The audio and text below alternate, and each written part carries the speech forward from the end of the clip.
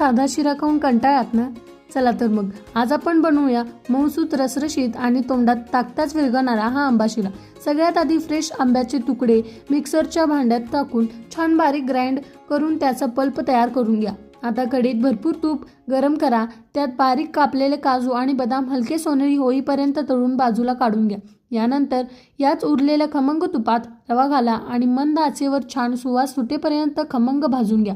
रवा भाजल्यावर यात गरम दूध किंवा पाणी घालून छान शिजवून घ्या। रवा छान फुलला की यात आवडीनुसार साखर टाकून मिक्स करा।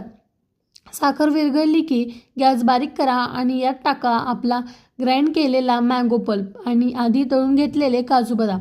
बघा काय सुंदर पिवळा रंग आलाय। तयार आहे आपला मऊ रसरशीत मँगो शिरा। रेसिपी आवडली असेल तर चॅनलला नक्की सबस्क्राईब करा।